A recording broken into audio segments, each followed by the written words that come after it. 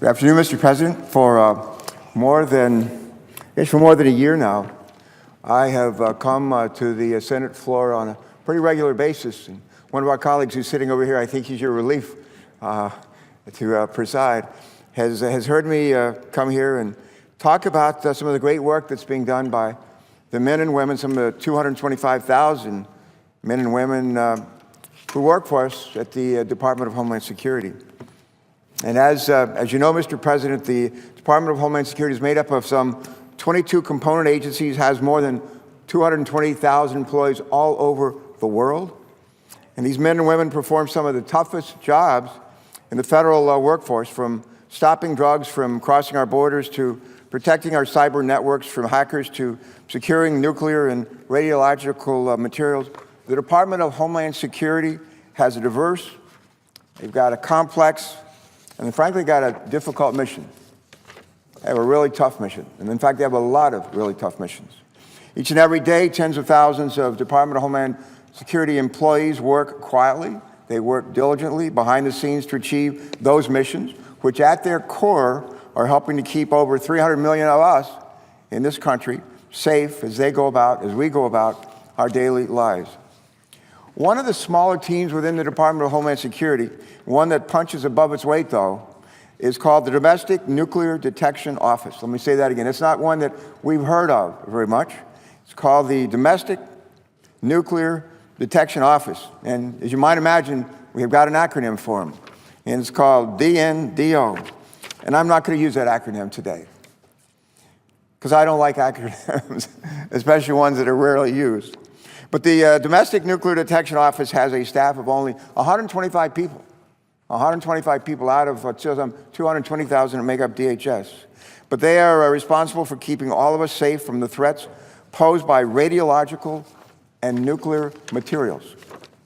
Now, from tracking known radioactive materials, Mr. President, to supplying detection equipment to federal, to state, and to local law enforcement, to conducting research and building better detection technologies.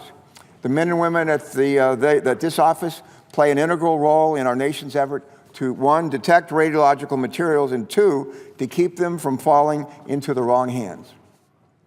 To my left, we're going to see very shortly some images of just a few of the technologies that are used at this agency, and also a few of the employees who work there as they try to detect and track some of the most dangerous materials that are known to mankind. On the top half of this poster, we'll see a couple of images. One is a field agent who's using mobile detectors mounted on a Jeep to determine if a substance is radioactive or not. The other shows radiation portal monitors. And these are right over here. Some of you have been to a border crossing between this country and others. We'll see these, and you'll see them, frankly, in some of our ports too. But the second image is the mobile detection monitors, the radiation portal monitors. These tall yellow posts that are stationed at the ports of entry and exits, and can passively scan. They can scan cars, they can scan trucks, they can even scan shipping containers as they pass through between those tall yellow posts at our borders. The men and women at the Domestic Nuclear Detection Office are charged with detecting and reporting unauthorized attempts to import, possess, to store, develop, and transport nuclear or radiological material. They rely heavily on strong partnerships with local, with state, and with federal and tribal law enforcement to achieve this mission. They act as a force multipliers. They equip thousands on the front lines with the resources and with the knowledge that they need to protect our communities from nuclear and from radiological threats. One of the individuals who takes on this task every day is a fellow named Brian Kuleski. And as an operational support program analyst, Brian oversees detection operations in 8 states and 1 U.S. territory.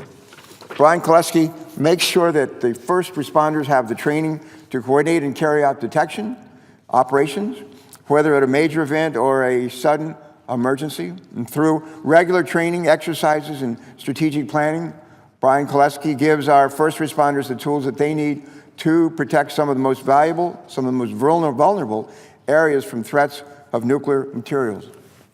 Before joining the Department of Homeland Security, Brian worked at the Florida Department of Transportation as a state police officer. In that role, he was supporting efforts to detect and track radiological materials throughout his state. He conducted radiological and nuclear detection operations at over 18 large-scale events, including the 2009 Super Bowl, the 2008 World Series, and the 2008 Republican Governors Conference.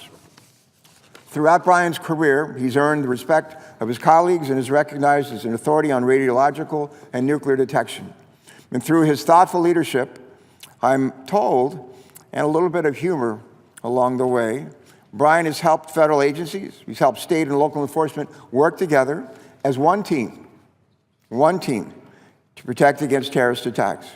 To Brian, you and your team, we want to say a really big thank you today and every day.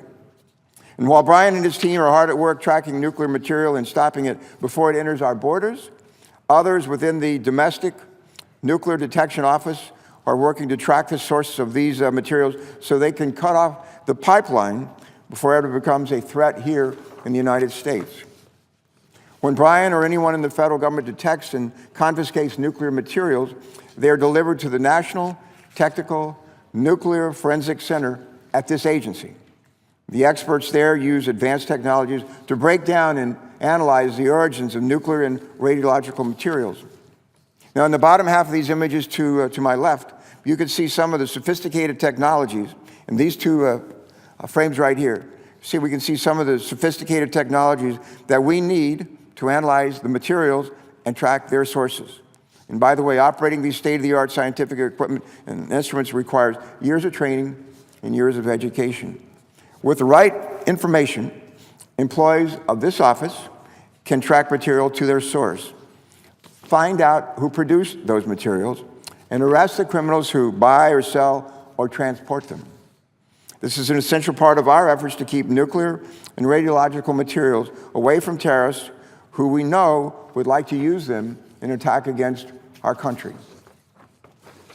One domestic nuclear detection office employee charged with making sure that we are the best in the world at tracing the origins of nuclear material is Emily Zatoun.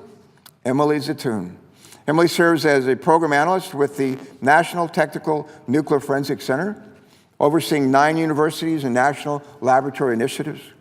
Emily is responsible for hiring the best and the brightest in the field of nuclear forensics. And since 2008, Emily has hired 42 PhDs onto our nuclear forensics workforce. These individuals work every day to improve our technologies and to help us track down the sources of these dangerous materials. And her continued work will ensure that we continue to attract and retain some of the top scientists in the world. Partnering with our detection experts in the field like Brian and his team, the forensics experts hired by Emily help state and local law enforcement track down and bring to justice those who seek to traffic nuclear material and sell it to criminals and to terrorists. Without Emily's efforts to keep our technology and expertise moving in the right direction, detection experts in the field like Brian and countless first responders and law enforcement personnel across our country would have a lot more material to track and a much harder job ensuring the safety of our communities. Emily's colleagues describe her as the ultimate team player. She works tirelessly to bring together government agencies and the academic community to make sure we're the best in the world at tracking nuclear material. She is intently focused on maintaining our abilities and reaching the goals set for her program, knowing that failure to reach them will make it much more difficult for Brian to achieve his goals. It is to our benefit as a country that many say Emily rarely takes no for an answer. Both Brian and Emily are the ultimate team players. With just 125 employees, the Domestic Nuclear Detection Office where they work can't be everywhere at once. It requires everyone, federal agencies, state and local law enforcement, emergency planners, and even the academic and scientific community. And together we can do more with less, continuously improving our training and equipment and staying one giant leap ahead of the bad guys who seek to use these materials to harm Americans here at home. So to Brian, to Emily, to all the folks with whom they work at the Domestic Nuclear Detection Office, and to everyone around the country who helps detect and track nuclear and radiological materials, we want to thank each of you. We want to thank the members of your team, and we want to thank you for coming together to keep the rest of us safe. To all of you, we say thanks, and God bless.